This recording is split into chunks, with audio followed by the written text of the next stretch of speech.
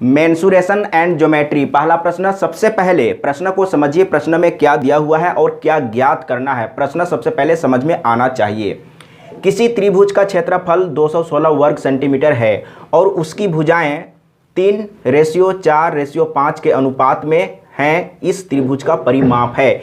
त्रिभुज का परिमाप निकालना है, ट्रायंगल का पेरीमीटर निकालना है। तो कैसे निकालेंगे समझने का प्रयास कीजिएगा। क्षेत्रफल दिया हुआ है, एरिया दिया हुआ है। तो सबसे पहले मैंने बताया था कि आपको चेक करना है कि दिया हुआ ट्रायंगल राइट एंगल ट्रायंगल है या नहीं। अगर समकोण त्रिभुज होगा यानी कि राइट एंगल ट्रायंगल होगा तो बहुत ही आसान होगा। तो मैंने क्या बोला था, अगर भुजा यानी कि साइड 3:4:5 अगर दिया हुआ है या डायरेक्ट वैल्यू दिया हुआ है 3, 4, 5 या अनुपात में दिया हुआ है तो ये राइट एंगल ट्रायंगल का भुजा का अनुपात है। तो यहाँ पर दिया हुआ है ना। अब यहाँ पर समझिएगा, सबसे पहले एरिया दिया हुआ है। एरिया बराबर कितना है, 216 सेंटीमीटर है ना, तो वर्ग सेंटीमीटर, सेंटीमीटर स्क्वायर। तो मैंने क्या बोला था, एरिया का फॉर्मूला 1/2 आधार गुने ऊंचाई बोला था। सबसे पहले आपको चेक करना है, अगर हम आधार इसको ले लें, ऊंचाई इसको ले लें तो क्या इतना आएगा, नहीं आएगा। तब आपको क्या करना है, इसमें 2, 3, 4, 5, 6 से गुना कर करके देखना है और चेक करना है। तो अगर हम इसमें 3 से गुना कर देंगे तो 3 तिहाई 9, 3 चौके 12, 3 पचे 15। अगर आधार हम यहाँ पर 3 रख दें और ऊंचाई यहाँ पर 12 रख दें तो कितना हो जाएगा, 2 छक 12, 9 छक 54, इतना नहीं आया। तब हम क्या करेंगे, फिर आगे हम गुना करके देखेंगे। तो डायरेक्ट अब हम 6 से गुना करके देखेंगे। तो इसमें 6 से गुना कर देंगे तो 6 तिया 18, 6 चौके 24 और 6 पचे 30। लेकिन ये तो हाइपोटेनियस है, कर्ण है, तो क्षेत्रफल निकालने के लिए हाइपोटेनियस का कोई ज़रूरत नहीं है। तब यहाँ पर आधार हम 18 ले लेते हैं, 1/2 आधार 18 है और ऊंचाई कितना है 24, तो यहाँ पर 24 ले लिए। ये तो मैं पहले बता चुका हूँ। अब यहाँ पर इसको हम काटते हैं तो कितना बार में जाएगा, 9 दूना 18 ना, 9 दूना 18, 9 से गुना करेंगे तो 9 चौके 36 के 6, हाथ में 3 और 9 दूना 18 और 3 21, यानी कि आ गया। जो क्षेत्रफल दिया हुआ है, एरिया दिया हुआ है, उतना आ गया। इसका मतलब क्या हुआ, ये सबसे पहले समझिए। इसका मतलब ये जो त्रिभुज है उसका साइड का रेशियो दिया हुआ है, तो उसका ओरिजिनल साइड कितना होगा, तो ओरिजिनल साइड 18, 24, 30 होगा। अब यहाँ पर समझिएगा, थोड़ा सा आपको डिटेल में भी समझते जाना है। अगर आप रेशियो भूल गए तो क्या करेंगे, तो सबसे पहले आपको क्या करना है, यहाँ पर जो रेशियो का साइड का रेशियो दिया हुआ है उसके साथ आप x मान लीजिए, 3x plus 4x plus 5x कर लीजिए। लेकिन यहाँ पर प्लस करने से कोई फ़ायदा नहीं है क्योंकि पेरीमीटर नहीं दिया हुआ है। तो अब यहाँ पर समझिएगा, मान के चलिए कि ये आपका आधार है और ये ऊंचाई है। तो यहाँ पर एरिया दिया हुआ है तो क्या करेंगे, 216 एरिया दिया हुआ है और एरिया का फॉर्मूला क्या होता है, 1/2 आधार कितना है 3x और ऊंचाई 4x लेंगे ना। ये तो हाइपोटेनियस है, हाइपोटेनियस नहीं लेना है, ठीक है।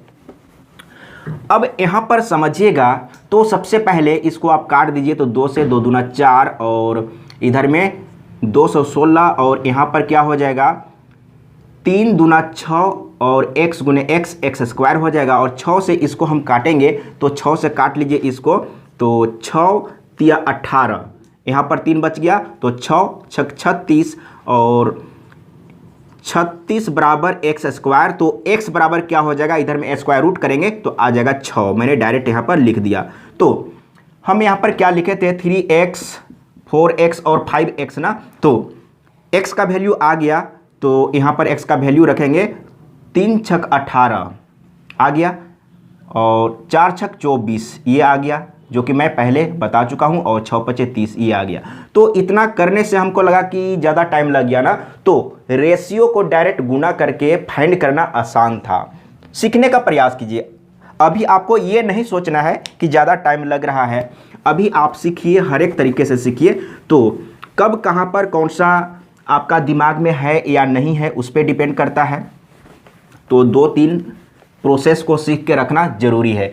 तो हम लोग को यहाँ से मिल गया था, जैसे रेशियो क्या था, 3:4:5, तो 6 से गुना करने पर आया था ना, 6×3=18 और 6×4=24 और 6×5=30, यानी कि ये जो त्रिभुज है उसका ओरिजिनल भुजा ये है। ठीक है, तो निकालना क्या है इस त्रिभुज का परिमाप। तो परिमाप निकालना है तो क्या करेंगे, सभी भुजा को जोड़ दीजिए। तो पेरीमीटर यानी कि परिमाप, मैं हिंदी में लिख रहा हूँ, परिमाप आप इंग्लिश में पढ़ते हैं तो मैं बोल दे रहा हूँ, पेरीमीटर निकालना है। तो तीनों भुजा को जोड़ दीजिए। तो जोड़ना है तो ऊपर नीचे लिख दीजिए, क्योंकि आपको स्कूल या कॉलेज में दिखाना नहीं है कि आप लाइन से लिखेंगे। तो यहाँ पर जोड़ेंगे तो 8×4=12 के 2 और यहाँ पर 3×2=5, 1×6 और 1×7, 72 सेंटीमीटर है तो सेंटीमीटर हो जाएगा। देख लीजिए 72 कहाँ पर है, तो ग ऑप्शन सही है। वेरी सिंपल था। अब मैं इसको मिटाऊंगा, इसके बाद मैं आगे डिस्कस करूंगा। दूसरा नंबर, सबसे पहले प्रश्न को समझिए, इसमें क्या बोल रहा है, किसी त्रिभुज की भुजाएं 3 सेंटीमीटर, 4 सेंटीमीटर और 5 सेंटीमीटर हैं। इस त्रिभुज की भुजाओं के मध्य बिंदुओं को मिलाने से बने त्रिभुज का क्षेत्रफल है। एरिया निकालना है। तो सबसे पहले प्रश्न को समझिए, मैं फिगर से समझा देता हूँ, वेरी सिंपल है। तो यहाँ पर एक त्रिभुज है, और कैसा त्रिभुज है, मैं पहले बहुत बार बोल चुका हूँ कि 3, 4, 5 अगर किसी त्रिभुज का साइड 3, 4, 5 दिया हुआ है तो कैसा त्रिभुज होगा, राइट एंगल ट्रायंगल होगा, समकोण त्रिभुज होगा। तो ये समकोण त्रिभुज है। अब क्या बोल रहा है, इसका मिड पॉइंट, मिडिल पॉइंट, इसका मिडिल पॉइंट और इसका मिडिल पॉइंट को मिलाने से एक त्रिभुज बन रहा है, ट्रायंगल बन रहा है। तो सबसे पहले मैं इसको मिला लेता हूँ, ये दोनों का मिड पॉइंट, और इसका मिड पॉइंट इधर में होगा, मैं इसको मिला लेता, इसका मिड पॉइंट और इसका मिड पॉइंट मैं मिला लेता हूँ। तो यहाँ पर देखिए, और इसका मिड पॉइंट और इसका मिड पॉइंट मिलाएंगे तो इस तरीके से बन रहा है। तो यहाँ पर एक त्रिभुज बना, देखिए ये, तो इसका क्षेत्रफल कितना होगा, तो ये समकोण त्रिभुज है, राइट एंगल ट्रायंगल है। तो यहाँ पर एक नया न्यू ट्रायंगल जो बना है वो भी समकोण त्रिभुज होगा, राइट एंगल ट्रायंगल होगा। अब साइड कितना दिया हुआ है, तो आप मान लीजिए किसी को भी हाइपोटेनियस को हाइपोटेनियस ही मानेंगे, लेकिन आधार और ऊंचाई को आप इधर उधर कर सकते हैं, उल्टा पलटा कर सकते हैं, इसमें कोई दिक्कत नहीं है। तो सबसे बड़ी भुजा हाइपोटेनियस होता है, और ऊंचाई को हम 4 ले लेते हैं, आधार को 3 ले लेते हैं। अब यहाँ पर समझिए, तो ये क्या है, मिड पॉइंट है ना। तो यहाँ देखिए, यहाँ से लेकर यहाँ तक, यहाँ से लेकर यहाँ तक इसका हाइट हो गया ना। तो यहाँ से यहाँ तक 2 और यहाँ से यहाँ तक 2, क्योंकि ये मिड पॉइंट है और यहाँ से यहाँ तक 4 है, तो यहाँ से यहाँ तक कितना होगा, 2 होगा। इसका मतलब 2 होगा, तो यहाँ से यहाँ तक 2 ही तो होगा, क्लियर होना चाहिए। और यहाँ से यहाँ तक 3 सेंटीमीटर है ना, तो ये मिड पॉइंट है, ये मिड पॉइंट है। अब यहाँ पर समझिएगा, मिड पॉइंट है तो यहाँ से यहाँ कितना होगा, 1.5 और यहाँ से यहाँ तक 1.5, तो यहाँ से यहाँ तक ये 1.5 है, समझिएगा, यहाँ से लेकर यहाँ तक क्लियर है। अब इसका तो जरूरत नहीं है क्षेत्रफल के लिए, लेकिन फिर भी आप समझिए, ये हाइपोटेनियस है, 5 है, और इसका मिड पॉइंट कितना है, इसका मिड पॉइंट, तो इसका मिड पॉइंट यहाँ पर है, तो इसके जस्ट ये जो हाइपोटेनियस है वो कितना हो जाएगा, 2.5 हो जाएगा, ये हो जाएगा ना, ठीक है। अब हम लोग एरिया निकालेंगे, वेरी सिंपल है। एरिया, एरिया ऑफ ट्रायंगल मैं यहाँ पर लिख देता हूँ, या मैं शॉर्टकट ही लिख रहा हूँ, area equal to right angle triangle है तो 1/2 आधार गुने ऊंचाई। तो इसका निकालना है ना, तो इसका आधार क्या होगा, आधार या तो ये होगा या तो ये। मैंने बोल चुका हूँ हाइपोटेनियस हमेशा हाइपोटेनियस रहेगा, लेकिन आधार और ऊंचाई को आप चेंज कर सकते हैं। तो 1/2 आधार में 2 ले लिया और ऊंचाई में 1.5, तो ये 2 कट गया। देखिए कितना आसान था, समझने के बाद ही तो आसान होता है ना। और जो लोग नहीं समझे होते तो देखिए इतना आसान प्रश्न कितना मुश्किल लगता कि कैसे बनेगा, कुछ लोग छोड़ देते, लेकिन वेरी सिंपल था। तो सबसे पहले मैं मिटा लूंगा, उसके बाद आगे डिस्कस करूंगा। तीसरा नंबर प्रश्न, इसमें क्या बोल रहा है, यदि किसी समबाहु त्रिभुज का क्षेत्रफल √3 वर्ग सेंटीमीटर हो तो उसकी भुजा होगी। लेकिन सबसे पहले आपको समझना है कि ये ट्रायंगल है, कैसा ट्रायंगल है, लिखा हुआ है इक्विलेटरल ट्रायंगल, समबाहु त्रिभुज। तो समबाहु त्रिभुज का एरिया क्या होता है, तो सबसे पहले एरिया का फॉर्मूला याद होना चाहिए। एरिया बराबर √3/4 साइड का स्क्वायर, भुजा का स्क्वायर, यही होता है। तो यहां पर क्या दिया हुआ है, यदि किसी समबाहु त्रिभुज का क्षेत्रफल यानी कि एरिया दिया हुआ है, तो एरिया कितना है √3, बटे में कुछ नहीं है, एक हम रख लेते हैं समझने के लिए, और इधर में √3/4 और साइड का स्क्वायर, साइड क्या है ए है, तो निकालना क्या है उसकी भुजा, साइड निकालना है।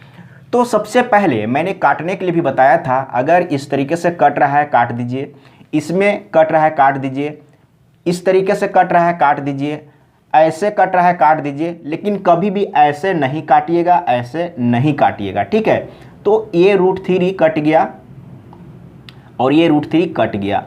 अब क्या करेंगे, तो इसको गुना कर देंगे और इसको गुना कर देंगे, तो यहाँ पर a² और इसको गुना कर देंगे तो 4 एकम 4, और यहाँ से a का वैल्यू निकालेंगे तो √4 और इसका वैल्यू 2, तो सेंटीमीटर है तो सेंटीमीटर हो जाएगा। देखिए कहाँ पर है, ख ऑप्शन सही है, वेरी सिंपल है। सबसे पहले कॉन्सेप्ट को, ट्रिक को समझने का प्रयास कीजिए, तभी आप सॉल्व कर पाएंगे। अगला प्रश्न 4 नंबर में क्या बोला है, सबसे पहले प्रश्न को समझिए, वेरी सिंपल प्रश्न है। और जितना भी कंपटीशन का एग्जाम होता है, IAS का एग्जाम हो, IPS का एग्जाम हो, या किसी का भी हो, CGL का हो, मैथ का प्रश्न वेरी सिंपल होता है। आप नहीं जानते हैं या जो लोग नहीं जानते हैं उन लोगों को मुश्किल लगता है। देखिए इसमें क्या बोला है, यदि किसी समबाहु त्रिभुज की एक भुजा 4√3 सेंटीमीटर है तो उसका क्षेत्रफल होगा। ये प्रश्न लगता है कि रिपीट हो रहा है, मैं इससे पहले का वीडियो में बता चुका हूँ। तो एरिया इक्वल टू आपको याद रखना है किसका, इक्विलेटरल ट्रायंगल का। Area of equilateral triangle is equal to √3/4 into side का स्क्वायर, यही है ना। तो इसमें साइड दिया हुआ है, एरिया निकालना है √3/4, साइड कितना है 4√3, और यहाँ पर थोड़ा सा दिमाग लगाइएगा, जिनका मैथ वीक है, कमज़ोर है, तो समझने का प्रयास करिएगा। यहाँ पर देखिए 4 है ना, 4 का पावर 2, तो 4 चौके 16, आप इसको 4 चौके 16 लिख दीजिए। और कहीं पर भी अगर कोई संख्या रूट में है और उसका पावर 2 दिया हुआ है, तो ये पावर भी हटेगा और ये रूट भी हटेगा, ये आप याद रखिएगा। तो जब ये रूट हट जाएगा तो ये दोनों के बीच में क्या संबंध है, गुना है, भाग है, जोड़ है, घटाव है, तो गुना। कोई भी संख्या जैसे यहाँ पर a है, यहाँ पर b है, इसका मतलब a और b गुना में है, तो यहाँ पर ये दोनों गुना में है, तो आप गुना में लिख लीजिए। तो रूट तो हट गया है ना, तो रूट हट गया, तो यहाँ पर 3, 4 चौके 16 और गुना कर दीजिए, 4 तिया 12√3, यही इसका आंसर है। तो देखिए कहाँ पर है, घ ऑप्शन सही है। सेंटीमीटर है तो आप सेंटीमीटर स्क्वायर लिख सकते हैं, या हिंदी में वर्ग सेंटीमीटर पढ़ सकते हैं। अब चलते हैं अगला प्रश्न 5 नंबर। ये जो प्रश्न है मैं इसको बता चुका हूं, लेकिन एक बार फिर से समझ लीजिए, और अगर समझे हैं तो आप स्किप कर सकते हैं, लेकिन अगर नहीं समझे हैं तो एक बार फिर से समझिए, क्योंकि ये प्रश्न रिपीट हुआ है। तो सबसे पहले प्रश्न को समझिए, क्या बोला है, एक त्रिभुज की भुजाओं के मध्य बिंदुओं को मिलाकर एक त्रिभुज बनाया गया है। इस नए त्रिभुज के क्षेत्रफल और मूल त्रिभुज के क्षेत्रफल में अनुपात है। अब मैं इसको फिगर में समझा देता हूं, क्योंकि बहुत लोगों को शायद इंग्लिश में जो पढ़ाई किए होंगे उनको नहीं समझ में आया होगा, फिगर से आपको समझ में आ जाएगा। फिगर को एक बार समझिए।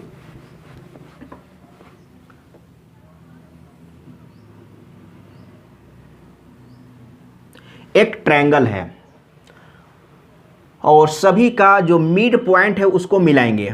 इसका मिड पॉइंट इसका मिड पॉइंट से मिला दिए, इसका मिड पॉइंट इसका मिड पॉइंट से मिला दिए, और इसका मिड पॉइंट इसका मिड पॉइंट से मिला दिए। तो नया जो ट्रायंगल बना है वो कौन सा है? ये नहीं है, ये नहीं है, ये नहीं है। वो नया जो ट्रायंगल की बात बोल रहा है, न्यू ट्रायंगल की बात बोल रहा है, वो कौन सा है? तो ये है। इसको मैं इस तरीके से शेडेड कर देता हूँ। तो ये न्यू ट्रायंगल है। तो क्या बोल रहा है? जो न्यू ट्रायंगल बना है उसका एरिया और मूल यानी कि ओरिजिनल ट्रायंगल का एरिया का रेशियो आपको बताना है। तो एक तरफ हम इसका रखेंगे, तो इसको हम कैलकुलेशन नहीं करेंगे, समझिएगा। तो न्यू ट्रायंगल एक ठो यहाँ पर है ना, एक ठो है, तो आप यहाँ पर एक ले लीजिए, ठीक है, समझ गए। इसके बाद क्या बोला है? इसी प्रश्न में दो तरीके से पूछा जा सकता है। क्या बोला है? इस नए त्रिभुज के क्षेत्रफल यानी कि न्यू ट्रायंगल का एरिया। तो एक ठो न्यू ट्रायंगल है ना, तो न्यू ट्रायंगल मैंने एक ले लिया। अब क्या बोला है? मूल त्रिभुज के क्षेत्रफल यानी कि ओरिजिनल त्रिभुज का क्षेत्रफल। इधर में आपको क्या रखना है? ओरिजिनल त्रिभुज यानी कि ओरिजिनल ट्रायंगल का एरिया। तो ओरिजिनल ट्रायंगल छोटा छोटा कितना है? देखिए, यहाँ पर एक, यहाँ पर दो, यहाँ पर तीन, और इसको भी शामिल करेंगे यानी कि मूल का मतलब पूरा, ठीक है। तो 1 2 3 4, यहाँ पर 4 रख दीजिए। तो इस प्रश्न के लिए ये आपको सही हो गया। कहाँ पर है? घ ऑप्शन सही है। लेकिन अब चलते हैं, इसी प्रश्न में थोड़ा सा दूसरे तरीके से पूछा जाएगा। वो कैसे पूछा जाएगा यहाँ पर समझिए। एक त्रिभुज की भुजाओं के मध्य बिंदुओं को मिलाकर एक त्रिभुज बनाया गया है। इस नए त्रिभुज के क्षेत्रफल और मूल त्रिभुज के शेष भाग के क्षेत्रफलों में अनुपात है। प्रश्न सेम है। मिड पॉइंट को मिला के एक ट्रायंगल बनाया गया है, एक त्रिभुज बनाया गया है। तो यहाँ पर न्यू ट्रायंगल है, कितना है? एक है। न्यू ट्रायंगल आप इसको नहीं समझिए, इसको आप नहीं समझिए, क्योंकि छोटा छोटा स्मॉल ट्रायंगल यहाँ पर भी है, स्मॉल ट्रायंगल यहाँ पर भी है, स्मॉल ट्रायंगल यहाँ पर भी है। लेकिन न्यू ट्रायंगल कौन सा है? ये वाला है, ठीक है, ये है। तो न्यू ट्रायंगल कितना है? एक है, एक आप ले लिए। अब क्या बोला है? ओरिजिनल ट्रायंगल का एरिया बोला है कि शेष भाग बोला है। शेष भाग कहने का मतलब है कि ये ट्रायंगल बनने के बाद अब इसके पास शेष भाग कितना बच गया? तो 1 2 3, तो शेष भाग बोलेगा तो यहाँ पर आपको 3 लेना है। और वेरी वेरी इंपॉर्टेंट है, तो आपको समझ में आ गया होगा। इस प्रश्न के लिए आंसर क्या होगा? तो ये होगा 1:3। कहाँ पर है? ख ऑप्शन सही है। ये दोनों प्रश्नों को मैं 2 बार समझा चुका हूँ, और इसी तरीके से आप पढ़ते रहिए, कंटिन्यू वीडियो देखिए। और कहीं पर भी समझने में प्रॉब्लम है तो मुझे ज़रूर बताइएगा। अगर आपको लैंग्वेज में प्रॉब्लम है तो भी बताइएगा। अगर आपको कहीं पर कॉन्सेप्ट में समझने में प्रॉब्लम हो रहा है तो भी बताइएगा। तो आज के लिए इतना ही। जय झारखंड।